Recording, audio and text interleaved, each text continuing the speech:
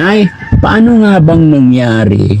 Bakit 15 years old pa lang yung anak niyong si Rosalie is nanganak na, nabuntis na? Pwede ba namin malaman yung kwento ng buhay niya talaga? Kasi nung nakakwentuhan ko siya, naaawa ako sa kanya na parang nag-iisip din ako na sinasabi ko at age of 15, parang napabayaan. So pwede ba ikwento mo sa amin ay kung ano yung simula? Sir. Kasi sir, nung nag-aaral siya, Oh. sabi ko mag-aaral kayo mabuti.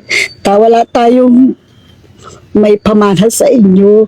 Yan ang sabihin ko sa kanya. Tapos pag aalis siya, naipunta akong sa barkada ko. Sabi niya, bakit anong gawin nyo? Gumawa kami ng ganito. Sabi niya, sir, hindi ko naman, siyempre sir, naman ko na siya magawa nila ng project nila daw. Pero hindi ko na rin na sa ganyan pala nangyari sa kanya na kung ginagawa niya, hindi namin alam. Pero pinagsasabihan namin siya palagi na wag kang, kahit nalalayas ka, kung wag kang magawa ng kahit lang, wag masama yung ginagawa mo. Sabi ko, yung sukat, ito naman ang tigas ng ulo niya.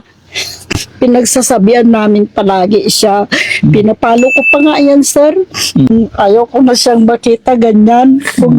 Dahil nahiya na kami sa mga tao nga yung ginawa niya.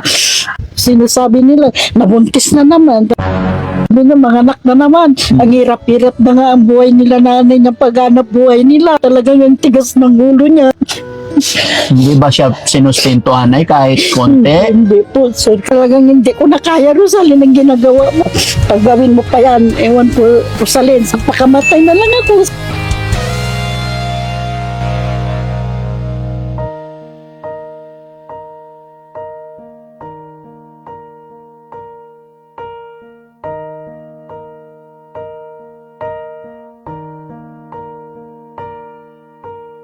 Anong tinda mo? Mga gulay po, tapos kalaba po. Kalaba? Tapos din po. Malayo pa ba bahay nila dito? Malapit na, di ba? Saan ba sa inyo? Doon lang yun ba? Opo, doon lang. Papunta po kasi ko ako doon, magtinda po kasi wala po kami Anong ano natin? Ha? Magtitinda siya? Titinda raw siya talaba eh. Ano? Teka. Rosalie!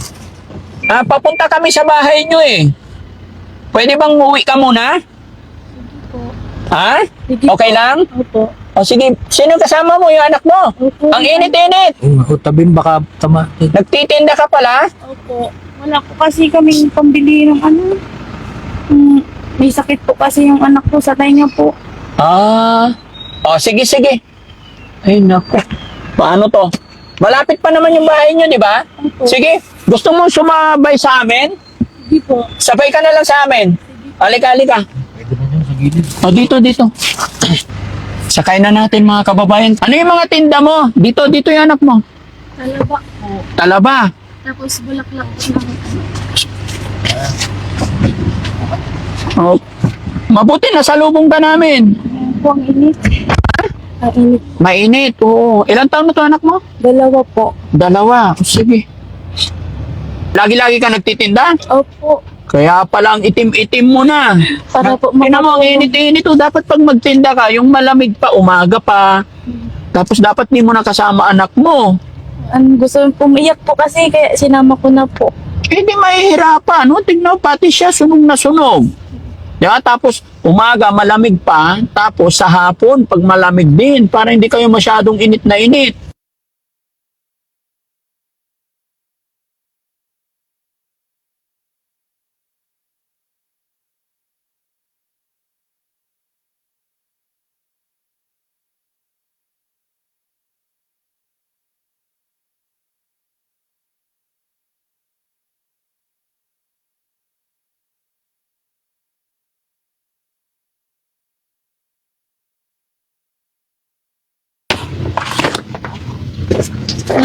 Okay, buddy.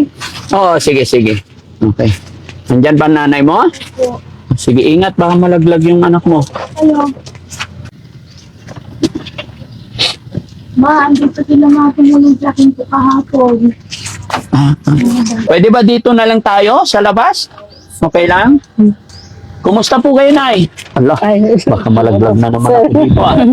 Nay, galing na po kami dito kahapon. Kahapon ba yun o isang araw? Nagbenta ako kasi ng susok sir doon. Nagbebenta kayo? Opo. Ano pangalan ni Nanay? Miriam. Nanay Mary Ann. Sige, doon tayo sa loob na lang. Kasi baka bumuho na naman to. No? Yan, papasok po ako, Nay. Sige po sir, pasok. Oo. Pasensya na lang sa barong-barong. Oo. Sige, upo tayo, Nay, para mapag-usap. Pasensya na po. Dito tatabi ako kay Nanay. Sir, Lapit ka dito, anak. Ayan. Okay lang, huwag kayong matakot sa akin, Nay, ha? Nay, siguro naman nakwento na ni Rosalie, no? opo sir. Na galing kami dito nakaraang araw. Sir. At nakatagpuan namin tong bahay ninyo dito. Kaya naglakas loob po ako na kausapin yung mga taong nakatira dito. Which is anak niyo po ang nadatnan ko nakaraang araw. Sir. Ano pangalan ni Nanay? Miriam. Nanay Mary Ann, kumusta po kayo? Ito sir, hirap pa rin. Ilang taon na po kayo? 52 sir. 52. Ilan po anak niyo? 10. 10. Pang ilan po si... Bunso. Ay, pinakabunso. So lahat ng anak niyo may asawa na po ba? May asawa na. Pero wala silang magulang. Anong walang magulang? Kayo po ang magulang, di ba? Hindi, mga anak niya. Ay, yung mga anak ng anak Opo, nyo. Walang tatay. Iniwan. Opo, nakwento niya po sa akin kahapon na naawa ako, napaiyak ako. Kaya bumalik ako dito kasi bumili ako ng grocery para sa kanya. Pinapalo ko pa nga yan, sir. Talagang matigas ang ulo niya talaga. Sabi ko, mag-ano ka na, magbago ka na, Rosalyn, dahil may anak ka na ng isa. Sabi ko, Mm-mm. bata ka pa, may anak ka na. Sabi ko, kaya, ano mo na yung sarili mo, may anak ka na. Sabi ko sa kanya, Unay, sabi niya naman, sir, yun ang ano ko.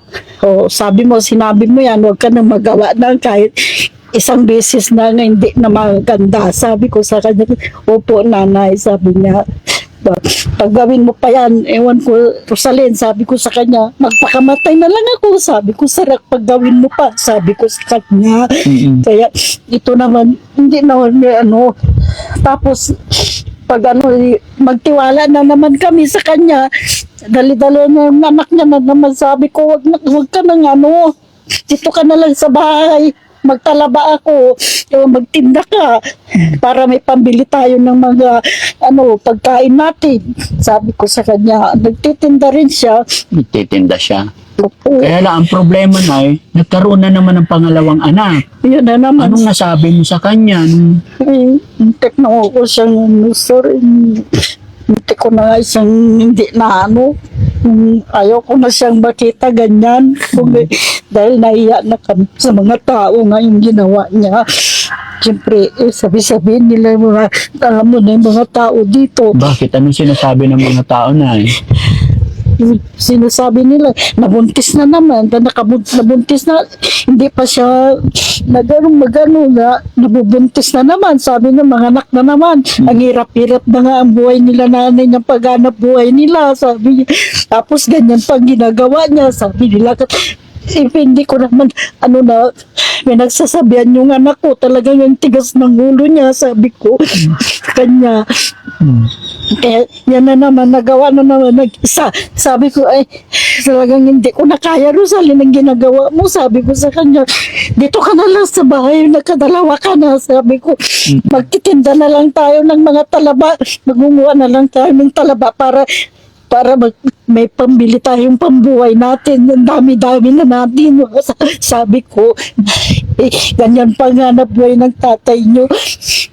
Kunti-kunti pa lang, sabi ko, tapos gawin mo pa, sabi ko sa kanya, mag-isip ka ng mabuti, Rosalyn, sabi ko sa kanya, isipin mo na dalawa na yung anak mo, sabi, tapos yung mga tatay, mga yan, sabi ko, sabihin mo, para may ka na mapabili ng mga gamit nila, sabi ko sa kanya.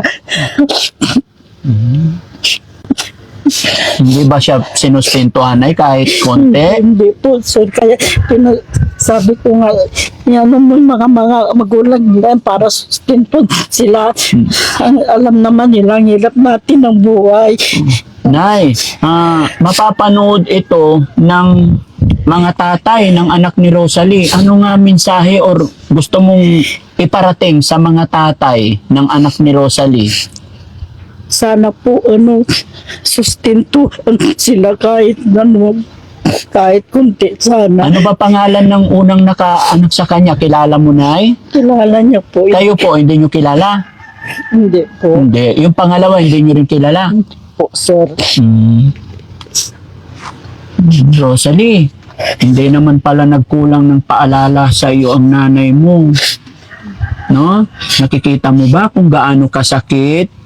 Nakikita mo ba kung gaano kahirap para sa isang magulang? Yung mapapariwara, yung nakikita nilang nagkaganyan ng anak nila? Paano ngayon? Anong gagawin mo?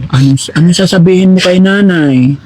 Tingnan mo, umiiyak si nanay, napakasakit sa dibdib, kahit na nandyan na yan, pero mararamdaman mo talaga kay nanay habang umiiyak siya na hindi niya matanggap yung nangyari sa iyo.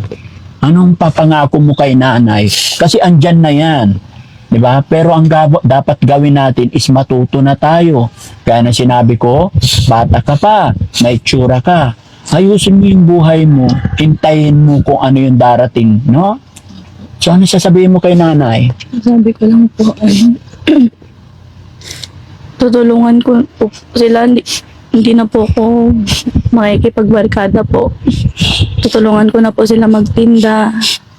Tsaka pinapangako ko po kayo nila mama na kapag sila din mangailangan, kapag matanda na po sila, ako po yung tutulong sa kanila.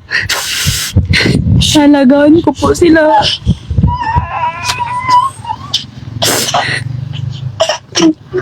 Hindi ko po sila iiwan. Halagaan ko po sila ganun sa pag-alaga nila sa akin nung bata po ako. Hindi ko po sila pababayaan. Hanggang ngayon po, tutulungan ko pa din po sila. Para po, hindi nun po ako maging masyadong pabigat po. Kaya ka nagtitinda. Opo. Oo, sipagan mo lang. Gawin mo sanang inspirasyon yung mga nangyari sa buhay mo. Pero sana, yon hindi na magiging tatlo pa. Bata ka pa eh. Huwag mong madalayin ang panahon. Lagi nandyan naman si nanay mo. Alam kong magagabayan ka nila, ha? Opo. Yan. Salamat at nakabalik kami dito mga kababayan. Saan yung yung grocery? Ayoko na umiyak mga kababayan. Ito lang po yung reason kung bakit bumalik ako dito. Gusto ko lang kayong padalhan ng grocery kasi nakita ko yung mga bata. Ayan, na medyo pasensya na kayo. Kunti lang to. Mga bata kasi nakita kong mga payat. Ayan, ano ba itong mga to? Mga pinagbibili ng mga kasama ko. Ayan, gamit sa kusina. Mga sabon. Hindi kaya malaglag sa baba. Ano to? Sabon, mantika? Ay, hindi. Oy. Tapos, ayan, mga tinapay ng mga bata. O, anak, kain ka. O, gatas. Huh? Ayan. Tinapay, baby. Kita niyo mga kababayan kung gaano kahirap ang buhay dito sa may mga kape, ha? Ayan. Labas natin mga kababayan para makita. Kung gusto ko mga kababayan medyo magkalaman yung mga anak ni Rosalie kasi ang liliit pa. 2 taon pero ang liit pa niya. No? Tapos may mga kaunting sardinas, no? Yeah.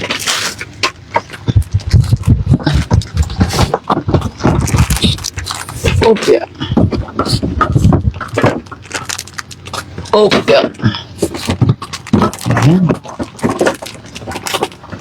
Rosalie, magkano naman ang kinikita mo sa pagtitinda araw-araw? 200. Maghapon na yon. Okay. O, di ba yung 200, malaking bagay na rin yon. Pambili ng bigas, ulam, tapos si nanay nagtitinda rin. Alam nyo, kahit na ganun lang, basta magkakasama kayo, nakakaraos at makakaraos din. Ha? Okay, salamat na nakilala ko kayo at salamat ako inabot ko rin kayo dito. Ano? So, pasensya na po kayo sa dala ko. Thank you, sir. Maraming salamat. Sunod na mga buwan or what, baka makabalik kami ulit dito.